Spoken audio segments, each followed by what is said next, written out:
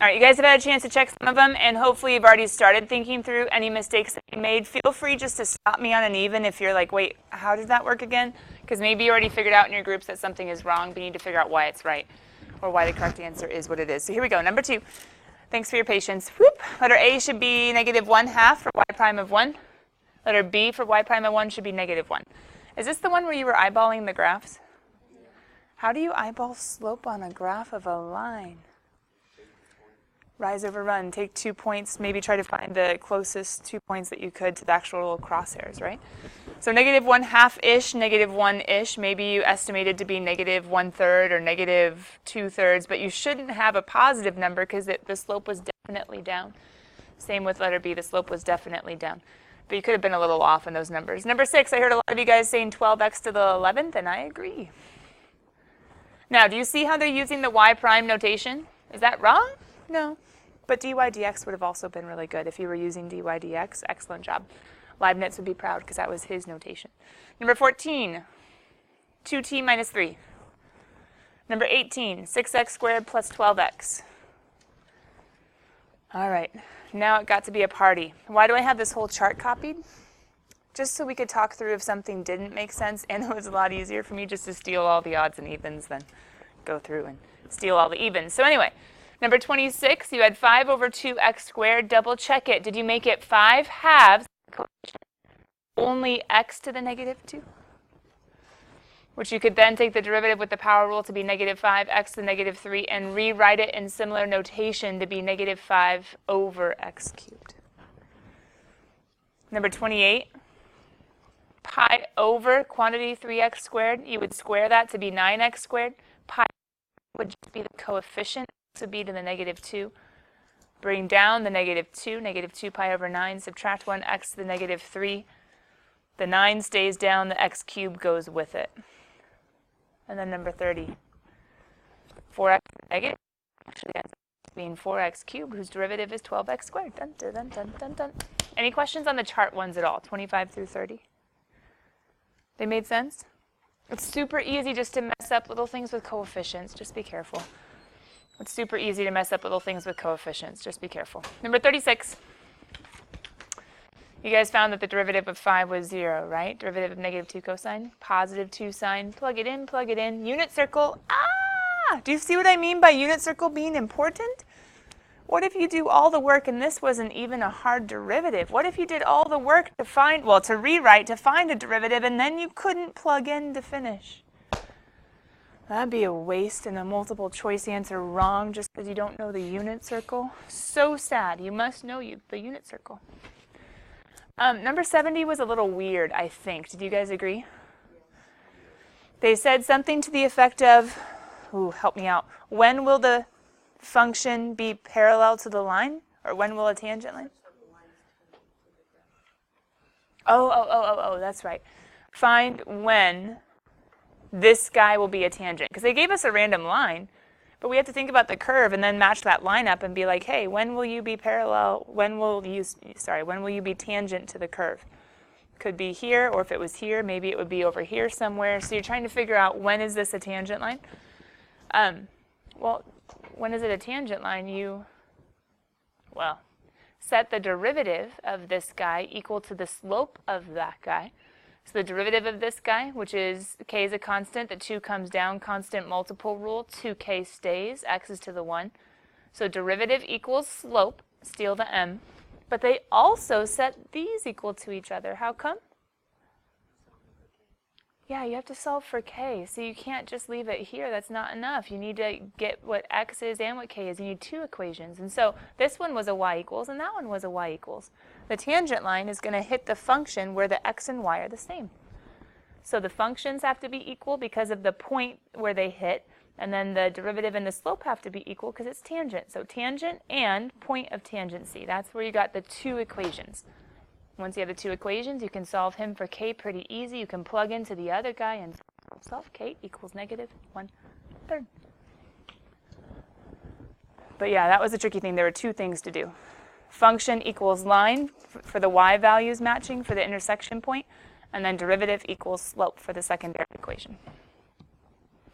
Number 110, he's a piecewise. It's a great question, though. Can you guys, with your colored pen, even if you got this totally right, make a little star, maybe even circle this problem? It is a great question. Because it's not just forcing you to deal with continuity, but also differentiability. Hey, is that a forever card? Right? In order for a function to be differentiable, what must it be? It must be continuous. So here's the dealio. It can't even be differentiable if it's not continuous to begin with. So why are there limits coming from below and above this original function? What's it saying must be true first of all? It must be continuous. So the limit from the left plugging into to this guy and the limit from the right plugging into that guy must agree. The limits must agree and must equal f of 2, which is also below. So going back to the definition of continuous, f of 2, which is the limit as you come towards 2 from below, must equal the limit as you come towards 2 from above. You get this little equation of 8a equals 4 plus b, or whatever. You can rearrange it. But you get this equation. But is that enough? Well, you're not testing it. You're saying what has to be true. And then you're using the definition to go ahead and go down that path and like, oh, if this is true, then this, and if this is true, then this, and if this is true, then this. Like you're following the line to say what are the only options for A and B to be. Does that make sense? So in a sense, you can think you're testing it for continuity, but you're saying it is true. Hey, if it's true, then f of 2 equals the limit as x approaches 2 from below equals the limit as x approaches 2 from above. Sweet. I'll find all that stuff and say, guess what? You're true. Oh, cool. But that's not enough.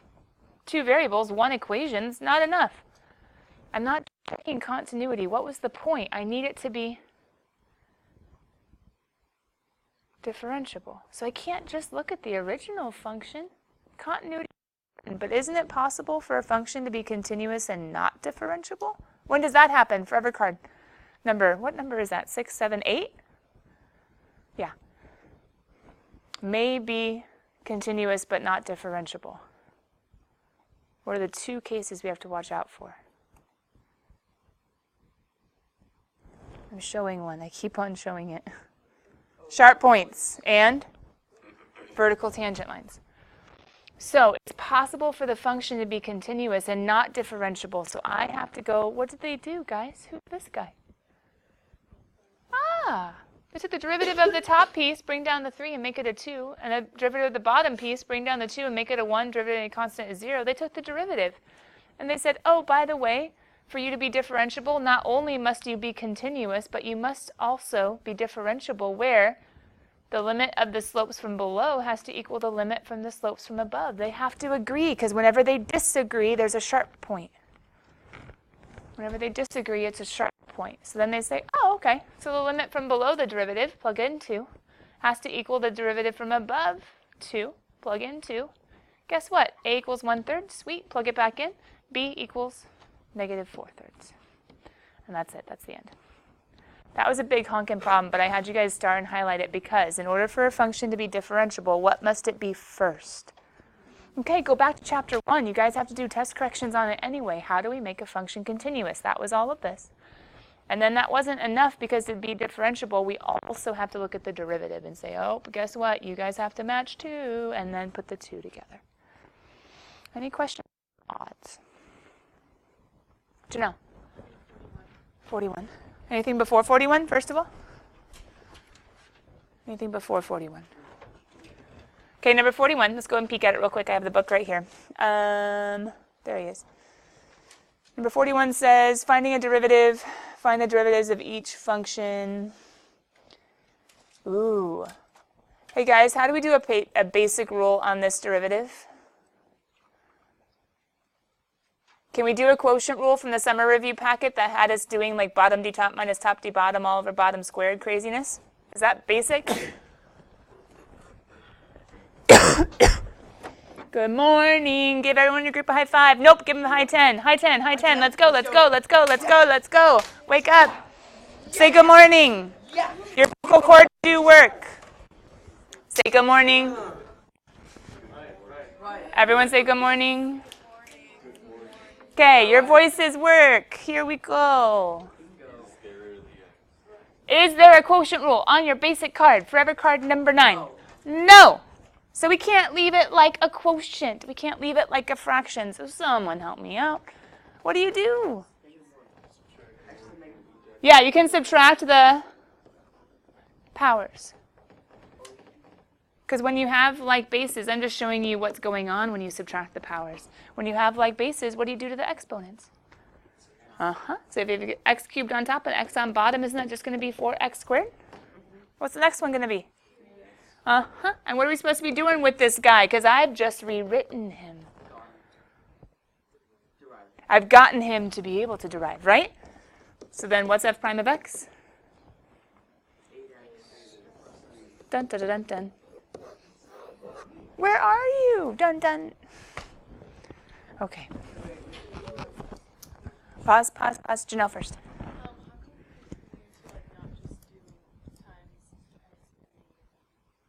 You could. But if you did times x to the negative 1, that would kind of be like our, because that'd be 1 over x, which would cancel. You would still distribute, just like I did. I just distributed the division, which is like distributing the multiplication of x to the negative 1.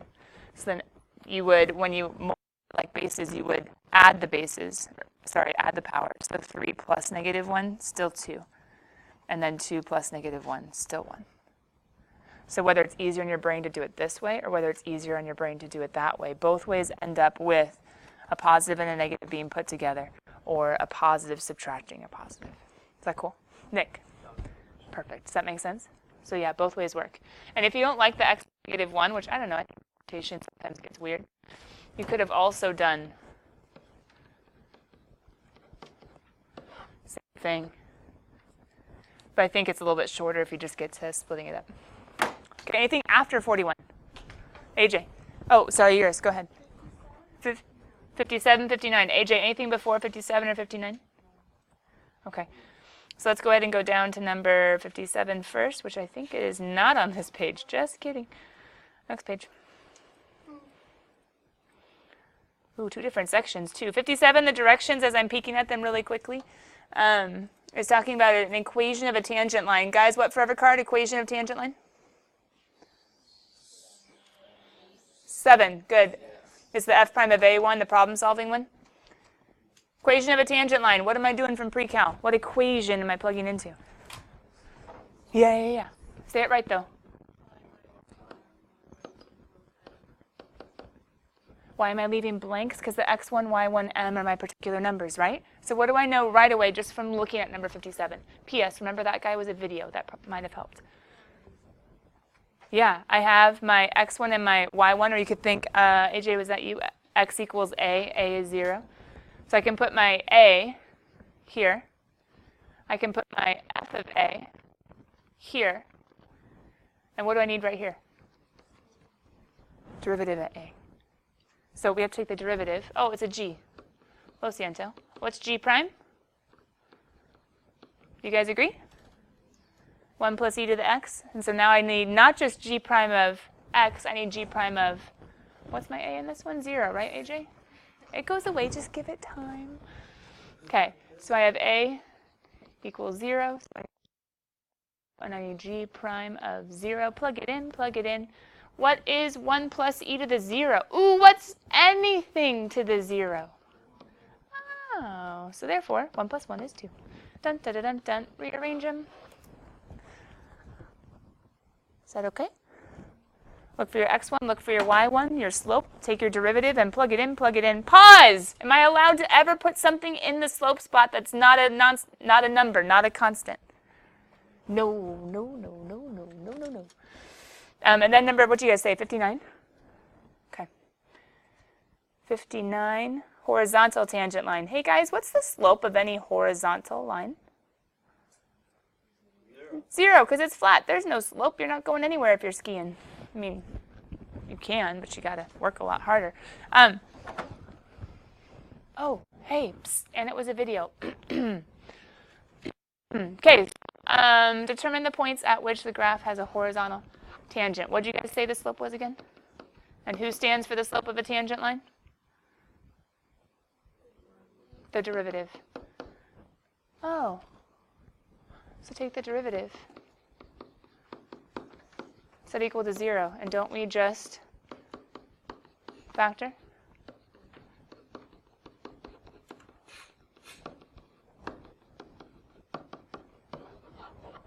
Wait, pause. They were asking not for the x values. Ooh, we might have lost points if this was a problem on the test. What were they asking for? Points. So, what do I need? How do I find y's? Plug it in, plug it in, plug in 0, I get 3. Plug in 1, and I get 2. Plug in -1, help me out, what do you get? Also 2. Good, it's a even function. Positive or negative makes no difference. Dun, dun, dun, dun, dun, dun. Okay. Oh, you have another question? 77. Hey guys, go ahead and grab out your composition books and open up just so we can be ready to at least start section 22B. But number 77, I think this is our last question.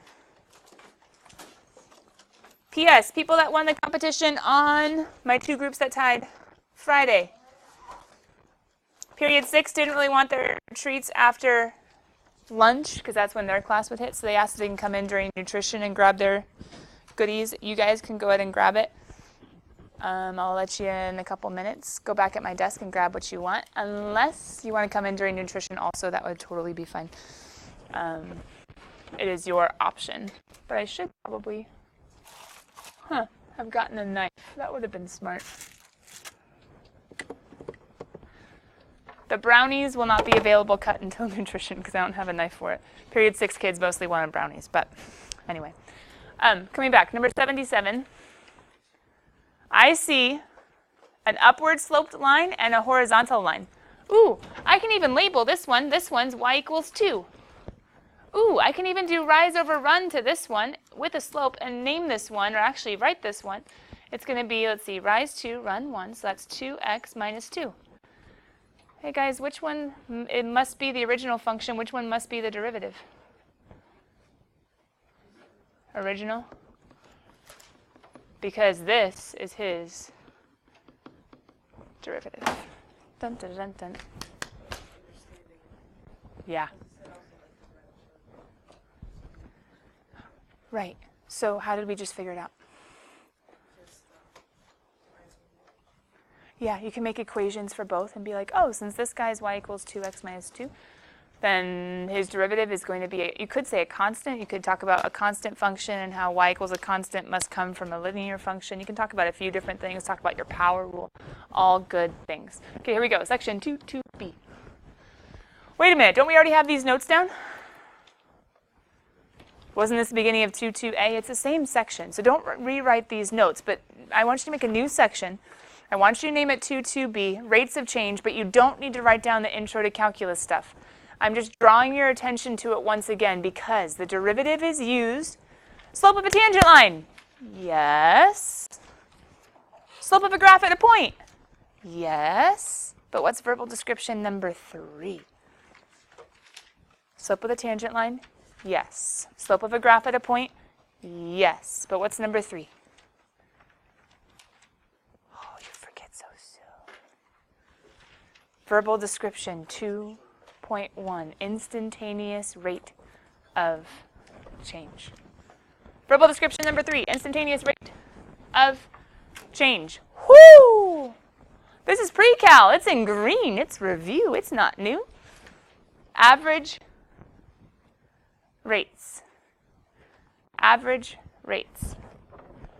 What is the average velocity?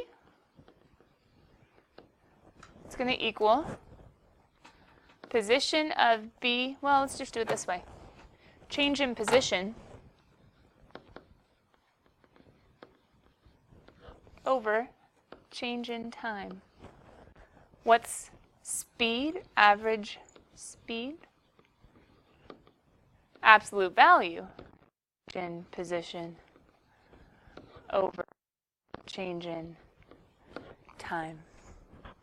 So average velocity, if we make our f of x be our position formula, we could just say f of b minus f of a, b minus a would be if we had the time interval from trying to find the average velocity on the interval or from t equals time equals a to time equals b. Let me change this to f of t.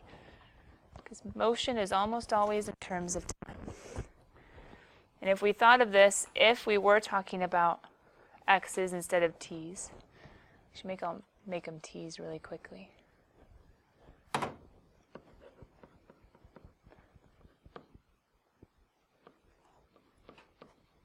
This could be my A, this could be my B. Average velocity is the slope of a secant line.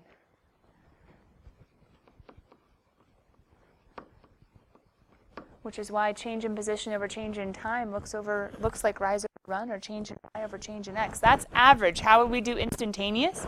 Take a derivative and plug in a time. Cool, kids, it's chapel day.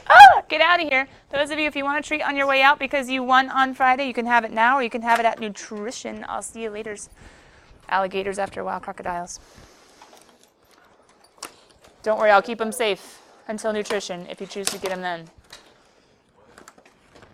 I have coffee cake muffins, assorted donuts, and the brownies will be cut in nutrition. People who didn't win this time, don't worry, more competitions are coming.